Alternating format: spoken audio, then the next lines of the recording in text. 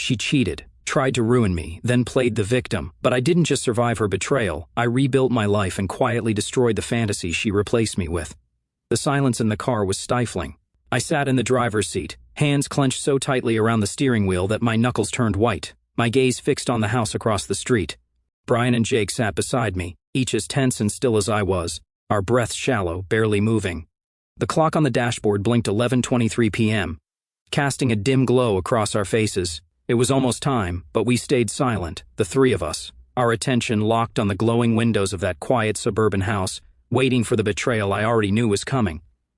My heart pounded in my chest like a hammer against steel. Tonight was the night I would face the truth about my wife, Mia, the woman I had loved, trusted, and believed in for years.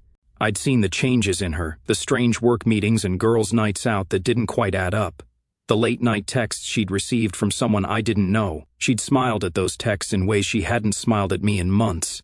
I dismissed it all at first, chalking it up to stress, to life pulling us in different directions. But deep down, I knew. My gut told me the truth before I'd even confirmed it. Then one night she'd left her phone unattended.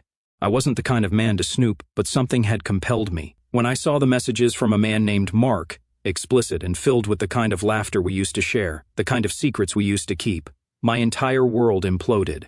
That was when I knew I couldn't just sit back and ignore it. I needed proof, real proof, undeniable evidence that would leave no room for excuses. So I turned to my two closest friends, Brian and Jake, and told them everything. Their reactions were as strong as mine. They'd always seen Mia and me as a solid couple, the kind of partnership others admired. When they realized how easily she'd shattered that image, their rage mirrored mine. Brian had clenched his fists, muttering under his breath, while Jake had shaken his head, jaw clenched. "We'll help you, man," he'd said. And just like that, the plan was set in motion. So now we were here, watching, waiting for her betrayal to unfold in real time. I didn't know what to expect, but part of me hoped, prayed even, that somehow I was wrong, that I'd misinterpreted everything, and she would prove me wrong. But I knew in the deepest part of my heart that I wasn't. And as if on cue, I saw her silhouette appear in the window, followed by another shadow, a man's, moving toward her, his arm reaching out to pull her close. "That's him," I whispered, my voice barely more than a growl. "That's Mark." Beside me, Brian tensed, his gaze sharpening. Jake, sitting in the back seat, said nothing, but I could feel the anger radiating off him. We watched as Mia laughed, her head thrown back, her hand resting on Mark's chest, her body language intimate in a way that I hadn't seen with her in months. It was a sight that turned my stomach, filling me with a mixture of rage and heartache so potent that I almost couldn't breathe. But this wasn't the time to fall apart. No, tonight was about something far more important. Tonight, Mia and Mark would face the consequences of their betrayal. They'd laugh at my expense one last time before they would be plunged into the darkness of fear and regret that they had put me through. I glanced at Brian, who gave me a slight nod. He reached into his backpack and pulled out a pair of wire cutters, handing them to me with a firm expression. I didn't need to ask if he was sure. They'd been with me every step of the way, and tonight they were as committed to this as I was. I opened the car door slowly, quietly slipping into the night like a shadow. The chill in the air cut through my thin jacket, but the cold only sharpened my focus, made every nerve in my body come alive. With Jake and Brian following, I crept around the side of the house where the electrical box was mounted on the wall. A few quick snips, and the power lines were severed, plunging the house into pitch darkness. I could hear Mia and Mark's muffled voices from inside, their laughter cut off as confusion set in. I didn't move, didn't breathe, just waited in the shadows, listening to their every sound. "What happened to the lights?" I heard Mia say, her voice tense with surprise. "Probably a fuse," Mark replied, but I could hear the unease in his tone. In the quiet of the night, Jake leaned over, his voice low and edged with grim satisfaction. Time for phase 2. He reached into his own backpack, pulling out 6 smoke grenades. My pulse quickened as I took one, twisting the cap to activate it. This wasn't about hurting them physically, yet. This was about fear, about making them feel the helplessness I'd felt since I discovered their betrayal. I slipped back to the front door, crouching down as I rolled the grenade through the crack in the doorframe. It bounced softly on the floor inside, landing near the hallway, and a second later, white smoke began to pour from it, curling through the air, thickening as it spread. The effect was instant. Mia's calm, flirtatious tone vanished, replaced by panicked coughs and confused shouts. "Oh my God, what is that?"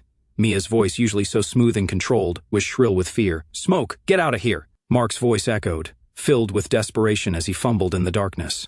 I took a step back, savoring the scene unfolding through the windows. There they were, my wife and her lover, lost, helpless and terrified in the smoke. Their once carefree evening turned into a nightmare they couldn't understand. "This is just the beginning," I muttered to myself, my voice steady with satisfaction. Brian and Jake were at my side, silent and resolute. I knew in that moment that they would never abandon me, that they understood this betrayal as if it were their own. As Mia's voice rose to a shriek inside and Mark coughed violently, the satisfaction deepened within me. This wasn't about revenge anymore. This was about taking back control. And tonight, they were going to know exactly how it felt to be betrayed and abandoned in the dark. The smoke thickened, filling every inch of the house. I watched Mia and Mark's silhouettes from outside the window as they stumbled through the haze, their confusion turning to terror. The once familiar lines of her body language were now twisted with fear, her usually composed demeanor shattered by the disorienting chaos I'd unleashed. This wasn't the Mia I knew, the one who used to laugh with me, confide in me, share a life with me. No, this was a stranger, a woman who had crossed a line she could never come back from. My phone buzzed in my pocket and I glanced down. Brian had texted from his position by the back door, ready. I glanced at Jake, who stood beside me, gripping another smoke grenade tightly, his jaw set, his gaze focused. I nodded, and with a quick twist, I activated my phone's flashlight, letting a beam of light cut through the darkened night. We didn't need the light for ourselves, it was purely for effect, a way to add to the growing unease within that house. It was a signal, a warning, a promise that this nightmare was far from over. Inside, I heard Mia shout, her voice muffled through the glass. "Mark, do you see that? There's someone outside." Her tone held a tremor that hadn't been there before. She was no longer in control, no longer in her comfortable world of lies and secrets. Now she was vulnerable, exposed, trapped in a situation she couldn't manipulate. And I was the one pulling the strings. "Stay calm," Mark tried to say, but his voice wavered, breaking under the pressure. I could see him fumbling around, trying to find an exit, but every door he tried was locked tight.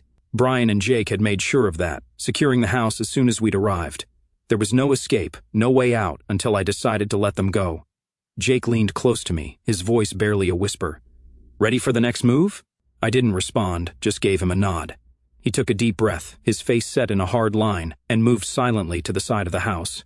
He was a pro at this sort of thing, and knew exactly how to make an impact. He positioned himself by the window, just out of sight, and tossed the second grenade through a cracked open pane, letting the heavy smoke spill into the room. The effect was immediate. Mark began to cough violently, stumbling backward, trying to cover his mouth. Mia was clutching at his arm, her eyes wide, darting around the room, unable to comprehend the nightmare unfolding around her. This wasn't just a prank, it was a calculated attack designed to strip away every ounce of security and comfort she had once taken for granted. What is this?" she screamed, her voice shrill, cracking under the weight of her fear. Why would anyone do this? I took a step closer to the house, letting her catch a glimpse of me through the window. The moment her eyes met mine, she froze, her face draining of color. In that split second, I saw the realization hit her, the cold, hard truth seeping in, I knew. And I wasn't here to forgive or forget. She staggered back, pulling Mark with her. "John," her voice was barely a whisper, laced with a disbelief that bordered on hysteria. What are you doing here?" I said nothing, just stood there, letting the weight of my silence crush her. I wanted her to feel every ounce of fear, every inch of the betrayal she had inflicted on me. This wasn't just about making her feel guilty, it was about showing her the depths of the devastation she'd caused. She was seeing the man she'd lied to, deceived and discarded as if our life together had meant nothing. And now I was the stranger standing outside her lover's home, ready to tear down every last wall she'd hidden behind. Mark, realizing the gravity of the situation, tried to step forward, his face twisted with a mixture of anger and fear. "Listen, man, this is insane. We don't need to do this. Just let us talk this out, all right?" "Talk?" I replied, my voice cold, barely containing the rage simmering beneath the surface. "Talk like you two talked behind my back? Like you laughed at me, shared secrets you thought I'd never uncover?" He faltered, taken aback by the calm intensity in my voice. This wasn't the confrontation he'd prepared for. He had expected shouting, maybe a few threats, but he hadn't anticipated the controlled fury that now bore down on him. I took a step closer, forcing him to back up, pressing him further into the smoke-filled room. Mia reached out, her hand trembling as she tried to reason with me. "John, please, this isn't what you think. We can work this out. I didn't mean for things to get this far. I didn't mean..." I laughed, a harsh, bitter sound that echoed through the still night. "You didn't mean to sneak around? You didn't mean to betray the man who trusted you with everything? Tell me, Mia, How exactly does one accidentally destroy a marriage? Her eyes darted around, desperate, searching for some way out, some excuse that would absolve her of responsibility. But there was none. She was trapped, just as I had been trapped in the lie she'd constructed, forced to confront the truth without any means of escape. As she struggled to find words, Brian and Jake joined me, standing beside me, silent yet solid. Their presence was a reminder that I wasn't alone in this. They'd been by my side through every step, watching, helping, supporting me as I unraveled the lies and pieced together the painful reality of Mia's betrayal. Mark looked at them, his eyes narrowing with a mix of fear and suspicion. Who are these guys? What kind of sick joke is this? Oh, this is no joke, Jake replied, his tone deadly calm. We're just here to make sure justice is served. Justice? Mark scoffed, trying to laugh but failing as the fear crept back into his voice. You think this is justice? This is some sick, twisted revenge fantasy. No, Mark, I said, taking another step forward. This isn't a fantasy. This is reality. The reality that you thought you could avoid by sneaking around, by hiding in the shadows. But guess what? Shadows have a way of catching up with you. For a long moment, no one spoke.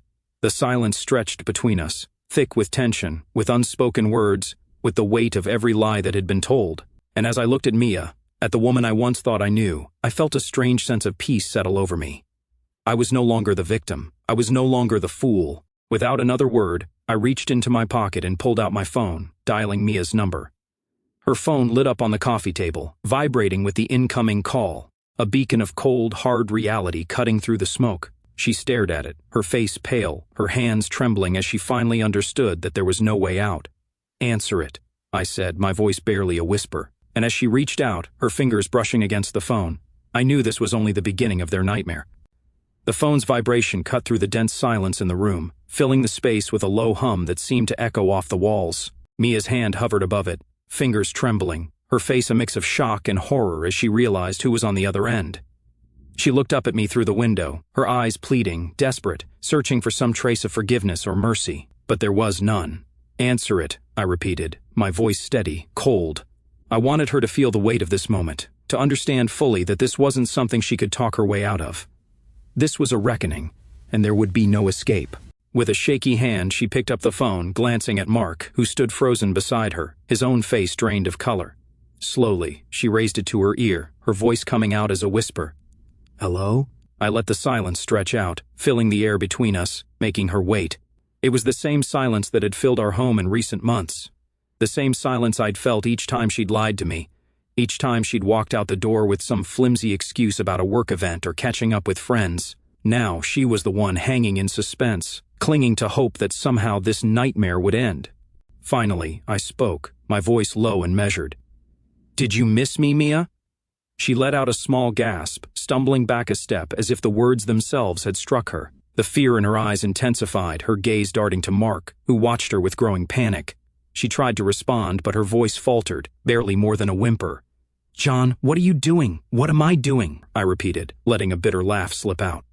That's a funny question, Mia. I could ask you the same thing. What are you doing here, in this house, with him? Or better yet, what have you been doing all these nights when you said you were working late?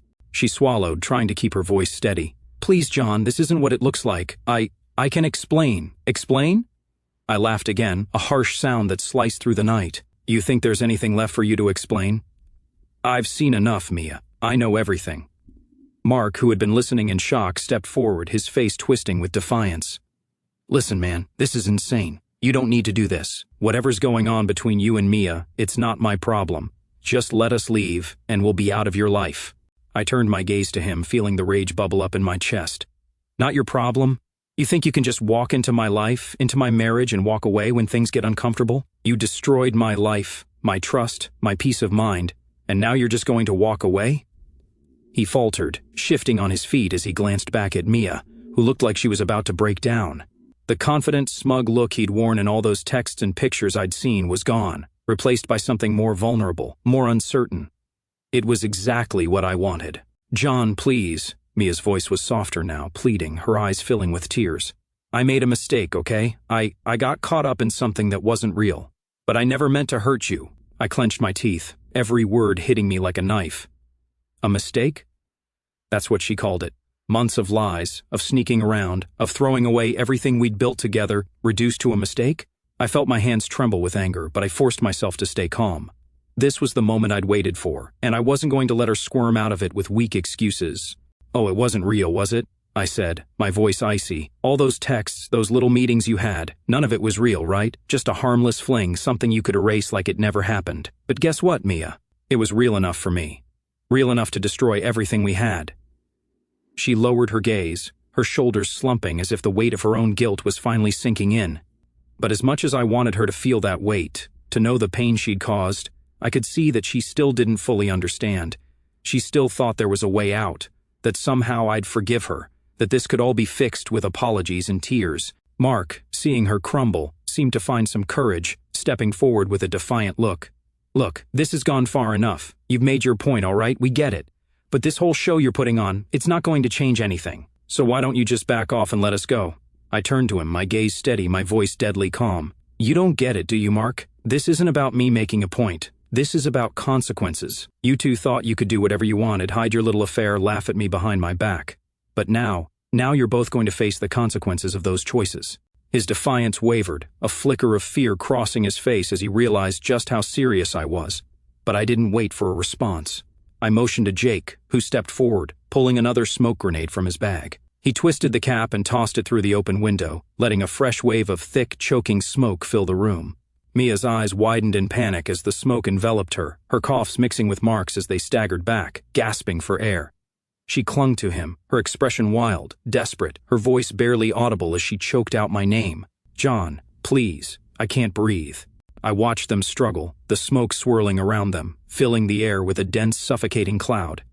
This was exactly how I'd felt in those moments of discovering her betrayal, strangled by confusion, suffocated by the weight of her lies. Now it was her turn to feel that same helplessness, that same sense of impending doom.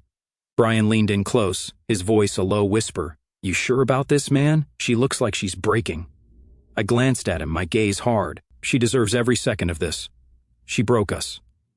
Now it's her turn to break. Mia stumbled toward the door, pulling Mark with her, both of them coughing and choking, their faces twisted with fear. They barely managed to make it outside, where they collapsed on the grass, gasping for fresh air. Neighbors gathered nearby, whispering, watching the spectacle unfold, phones in hand, recording every second. The scene was everything I'd envisioned.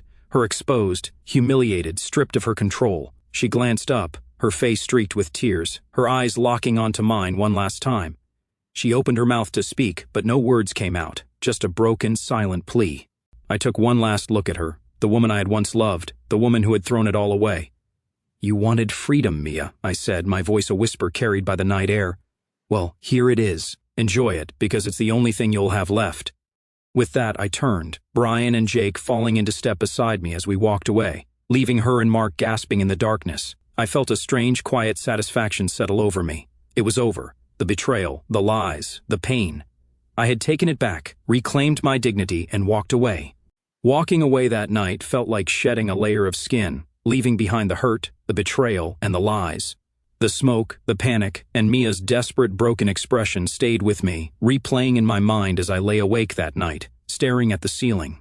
It was over. The revenge had been delivered, but instead of the satisfaction I'd expected, an eerie silence crept in, filling the empty spaces where love and trust had once been. The next morning, the fallout began.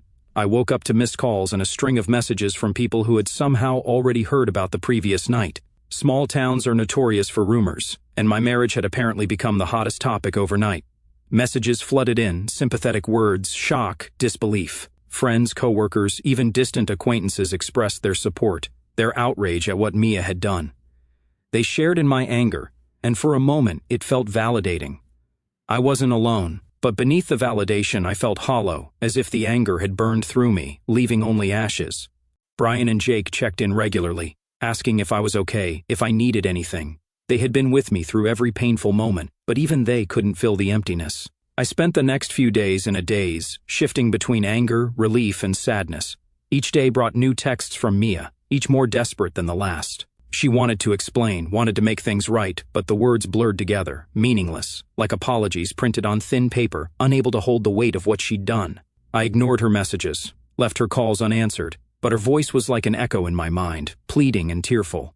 A part of me, some quiet, buried part, wanted to believe her, to go back to the days when her laughter filled our home, when her smile was for me and me alone. but I knew it was impossible. That life had died the moment I discovered her betrayal on the 4th day she showed up at my door. I heard the knock, faint and hesitant, and my heart lurched. I knew it was her. Without even checking for a second, I thought about ignoring it, letting her stand out there in the cold, just as I'd been left out in the cold by her lies. But my curiosity got the better of me. I needed to see her one last time, to face the person she had become. I opened the door, and there she was, Mia, standing on my porch, wrapped in a coat, her eyes rimmed red, her face pale. She looked worn, exhausted, like she hadn't slept in days. There was none of the confidence, none of the arrogance that I'd seen in her during those nights she'd slipped away to be with him.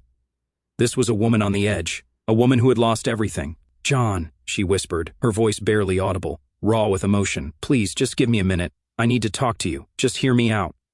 I crossed my arms, leaning against the doorframe, keeping the distance between us. "Fine," I said, my voice hard. "You've got 1 minute. Talk." She swallowed, glancing down, her hands wringing together. I don't know where to start. I know I messed up. I know I hurt you. But please believe me when I say I never meant for any of this to happen." "Never meant for it to happen?" I repeated, the bitterness in my voice cutting through her words. "You think that makes it better? You think that erases months of lies, of sneaking around, of disrespecting everything we built?" Her shoulders slumped, and she shook her head, tears welling up in her eyes. No, it doesn't. I know it doesn't. But I was stupid, John. I got caught up in something that wasn't real, something that made me feel different. I didn't realize what I had until I lost it." I laughed, a harsh sound that made her flinch. "You didn't realize what you had, Mia? You knew exactly what you had. You just thought you'd never get caught. You thought you could have me, have him, have everything without any consequences." She reached out, her hand trembling, but I stepped back, refusing to let her close the gap between us. "John, please, don't let it end like this. I love you. I never stopped loving you." I shook my head, feeling the weight of her words press down on me like stones. "Love?" I whispered, almost to myself. "You call this love? Because from where I'm standing, all I see is selfishness, lies, and betrayal." "Love doesn't destroy, Mia. Love doesn't tear apart everything in its path just for a little thrill." She let out a sob, covering her mouth, her whole body shaking. I wanted to feel something for her, pity, maybe even a shred of sympathy, but all I felt was numb. This woman, this stranger standing before me, wasn't the Mia I'd loved. She was someone else, someone who traded love for a moment of excitement, who'd taken everything we had and shattered it without a second thought. "Please, John," she whispered, her voice breaking. "Just give me a chance. I'll do anything. I'll make it right. I'll prove to you that I can change, that I can be the wife you deserve." I looked at her, at the tears streaming down her face, at the brokenness in her eyes, and for a fleeting moment, I felt a pang of the love we once shared, the memories we built, the life we'd planned together. But then the image of her with Mark, laughing, touching, betraying everything we had, came rushing back, and any softness I felt hardened into steel.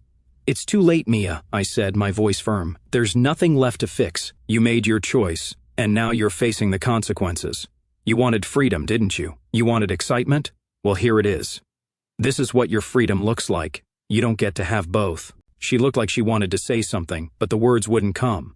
She stared at me, her face crumbling, and in that moment, I knew that she finally understood. She understood that no amount of apologies, no promises to change, would undo the damage she'd done. She'd made her bed, and now she would lie in it alone. Without another word, she turned and walked away, her footsteps echoing down the driveway. I watched her go, feeling an odd sense of relief, like a weight had been lifted off my chest. This was it, the final goodbye. The chapter was closed, and there was no going back. As I shut the door, the silence filled the space where she'd once been. It was an empty, quiet, almost peaceful silence, a stark contrast to the chaos she'd left behind. And as I stood there, alone in the house we'd once shared, I realized that for the first time in a long time, I felt free from the lies, from the pain, from the twisted, broken love that had held me captive. The revenge was done, the confrontation over. Now it was time to move forward, to rebuild, to reclaim the life I'd lost. The days that followed were a mixture of relief and disorientation. With Mia gone, it felt like I was living in a house full of ghosts, remnants of the life we'd built, echoes of laughter, silent reminders of broken promises in every corner. Each day I found myself stumbling into memories, each one tinged with a bitterness I couldn't shake. But I also knew this was the first step toward reclaiming myself, toward becoming whole again. Brian and Jake checked in daily, knowing that the weight of betrayal doesn't vanish overnight. One afternoon, Jake came by unannounced, carrying a duffel bag and a look of determination. He walked in, dropped the bag on the couch, and gave me a once-over. "You look like you could use a change of pace," he said, his voice firm. I brought some gear. We're hitting the gym. You're not going to sit here and let this place eat you alive. I almost argued, almost gave in to the pull of my worn-out couch and the comfort of staying home, but he was right. I needed to do something, to move, to focus on anything other than the mess Mia had left behind. I changed into some workout clothes, laced up my shoes, and followed him out the door. The gym was bustling, full of the clanking of weights, the steady hum of treadmills, and people pushing themselves to their limits. Jake was relentless, guiding me through sets, challenging me to push harder, to focus my energy and anger into every rep. With each weight lifted, each muscle burning with effort, I felt a small part of the anger slip away. It wasn't a cure, but it was a start, a way to channel the darkness into something productive. By the time we finished, I was exhausted, drenched in sweat, but oddly at peace. Jake clapped me on the back, grinning. "That's more like it. You're stronger than this, John. Don't let her take that from you." That night, I sat alone in my living room, muscles sore but mind clearer than it had been in weeks. The memories still haunted me, but now they were starting to feel like part of a story I could close, a chapter I was ready to put behind me. I spent hours combing through our old photos, packing away the ones that brought back too much pain, erasing traces of her that lingered like shadows in every room. Each box I packed felt like reclaiming a small part of myself, as if I was rebuilding, brick by brick. A week passed, then two. Slowly, a new rhythm settled in. I started going to the gym regularly, reconnecting with friends I hadn't seen in ages, picking up old hobbies I'd abandoned. I dusted off my old guitar, started playing again, letting the music fill the silence that had once felt so hollow. It was still quiet in the house, but it was a peaceful quiet now, one I had chosen. One evening, Brian invited me over to his place for a small gathering. Nothing extravagant, just a few friends, some drinks, a chance to unwind. I hesitated at first, not sure if I was ready to be social, but I knew he'd drag me out if I tried to refuse. So I went, bracing myself for the inevitable questions, the pitying glances. But when I arrived, I was surprised. My friends didn't look at me with pity. They welcomed me back with warmth, treating me like nothing had changed, as if I was still the same person I'd been before Mia's betrayal. As the night went on, laughter filled the room, conversations flowed, and for the first time in what felt like forever, I felt normal. I wasn't just the guy whose wife had cheated on him. I was me, surrounded by people who knew me, who cared, who had stood by me even when my world fell apart. I realized then that Mia's betrayal, painful as it was, didn't define me. I was still here, still breathing, still capable of happiness. During the evening, I noticed a woman across the room. She had a bright smile, a warm laugh, and an energy that seemed to light up the room. I didn't know her, but our eyes met a few times, and each time she'd smile. A soft, welcoming smile that made me feel seen. I wasn't looking for anything. My heart was still too bruised, too raw. But there was something about her, a quiet kindness that drew me in. Later, as the gathering began to wind down, Brian introduced us. Her name was Rachel. We exchanged a few words, small talk really, but I could tell she wasn't prying, wasn't looking at me like someone to fix. She was just present, her eyes bright, her laugh genuine. We talked about music, books, the places we'd traveled. There was no pressure, no expectations, just an easy connection that felt refreshing, like a breath of fresh air. Over the next few weeks, we started meeting for coffee, sharing stories, finding common ground. I took it slow, careful not to let old wounds rush me into anything. Rachel understood. She listened without judgment, never asking for more than I was ready to give. With her, I felt like I could be myself again. Not the husband betrayed, not the man scarred by heartbreak, but just me. As my life settled into a new normal, I found myself letting go of the anger and resentment that had once consumed me. I realized that Mia's betrayal had been a lesson, a harsh one, but one that had shown me who I was and what I deserved. It had revealed the strength I didn't know I had, the resilience that had carried me through. Months passed. The pain dulled to a distant ache, a memory that no longer had the power to break me. I saw Mia a few times around town, each encounter a fleeting moment that stirred nothing more than indifference. She was a chapter of my past, a story I'd told and moved on from. One evening, Rachel and I sat at a small cafe, sipping coffee as the sun dipped below the horizon. She looked at me, her gaze steady, and asked, "Do you ever think about her?" I thought about the question, letting the memories drift through my mind like leaves on the wind. Sometimes, I admitted, but not in the way I used to. She's part of my story, but she doesn't define it. I've moved on, and I'm grateful for what I've found since. Rachel smiled, reaching across the table to take my hand. In that moment, I knew I was free from the anger, the pain, the betrayal. I'd reclaimed my life, my heart, my future. Mia had once been my whole world, but now she was just a memory, a lesson I'd learned and left behind. And as I sat there with Rachel, I realized that I had finally found peace. As peaceful as my new life was with Rachel, there was still an itch in the back of my mind. For months, I had focused on moving forward, rebuilding myself, and letting go of Mia's betrayal. But every so often, that quiet nagging voice would remind me that Mia had never truly faced the depth of what she'd done. My initial confrontation, the smoke, the panic, had been powerful but brief. I realized that the revenge had only scratched the surface, barely digging into the layers of manipulation and lies she had crafted so easily. A thought began to form, taking root, evolving. This time, my revenge would be slower, more calculated, a message that would linger long after I was done. Mia had rebuilt her life, or so it seemed. She'd quickly moved on, crafting an image on social media of a woman who was thriving. Pictures of outings, work events, and new friends filled her profiles, each post an attempt to rewrite her story. It was as if she was trying to erase her mistakes, to sweep the past under the rug and pretend that it hadn't happened. But this new, polished version of herself, this empowered Mia, was a lie, and I knew it. She wasn't free, she was simply hiding behind a mask. So I set the final stage. The first move was subtle, nearly invisible. I still had contacts in the same circles Mia ran in, acquaintances who were only too happy to indulge my curiosity. Through them, I heard about her latest big career move at a new company, a place where she was putting on her best face, reinventing herself.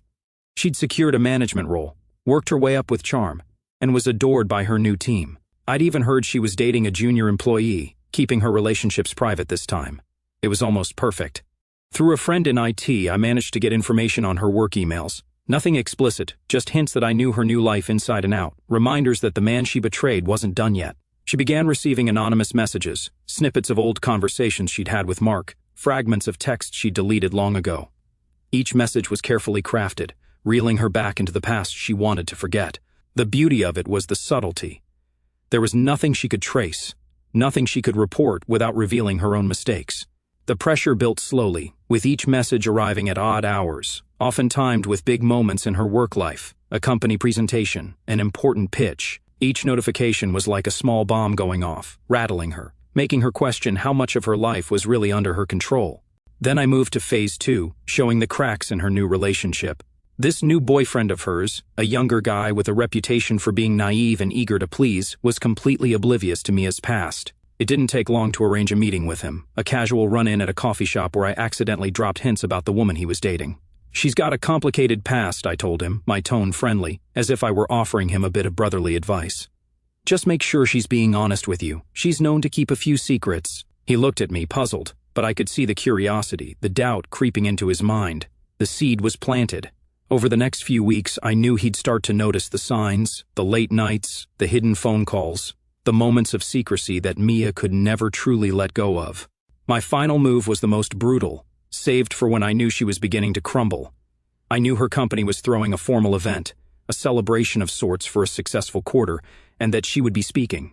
Through my connections, I managed to get an invitation as a +1. I brought Rachel, introducing her as my date, her elegance and warmth drawing attention from the moment we entered the room. Mia's face turned ashen when she saw us, her eyes widening as if she were seeing a ghost.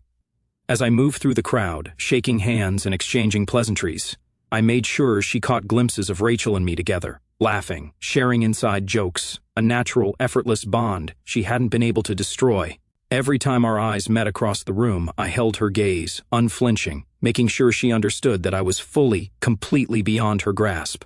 The final blow came during her speech. She'd barely started, her voice tight with forced cheerfulness, when her phone, which she'd silenced, began vibrating insistently. The message was from me, a single line that read, "Your past always catches up to you." Attached was a blurry photo of her and Mark, taken during one of their secret meetings. It was a subtle enough image that only she would understand its meaning, but the effect was instant. She stammered, her voice faltering, eyes darting around the room, struggling to hold her composure.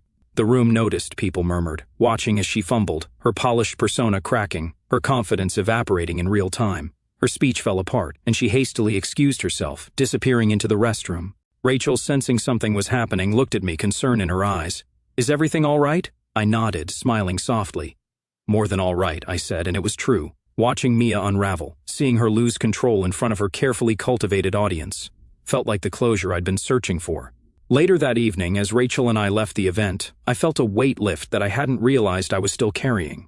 I'd given Mia a taste of the destruction she'd brought into my life, forced her to confront her own weaknesses and lies. I didn't need to tear down her life entirely, just enough to remind her that actions have consequences, that betrayals leave scars, not just on the betrayed, but on the betrayer. As Rachel and I walked into the cool night, she slipped her hand into mine, and I felt a peace settle over me, deeper than anything I'd known in a long time. The past, with all its pain, was finally behind me, a chapter fully closed. Mia's life would go on just as mine would, but she would remember this night, the fear, the cracks in her polished facade, and I would remember it too, not with bitterness but with the satisfaction of knowing that justice, however subtle, had been served. For the first time in a long time, I felt whole. As I walked away from that final confrontation with Mia, hand in hand with Rachel, I felt something shift inside me, a sense of release, as if the final weight had been lifted. There was no need for more revenge, no lingering need for answers or closure. I had taken my power back, reclaimed my dignity, and most importantly, I had moved forward. Life after betrayal isn't easy, and it isn't something that heals overnight. Betrayal leaves scars, some visible, others hidden deep within, and it changes you in ways you don't always realize. But over time, I learned that it can also make you stronger, more resilient, more aware of your own worth. I found that once you move through the hurt, you come out the other side a different person, one who understands what real loyalty, real love, and real respect look like. For anyone who's been where I've been, who's been shattered by betrayal and felt like the world as they knew it had crumbled, there are a few things I learned that I hope can help. 1. Don't let the betrayal define you. When someone betrays you, it's easy to let that experience take over your identity, to feel like the hurt is all you are. But remember, their actions don't define you. You're still the person you were before, but stronger, wiser, and more capable of setting boundaries that protect your peace. Their betrayal is a reflection of their own weaknesses, not yours. 2. Take control of your own healing. Healing isn't passive, it's something you have to actively work at.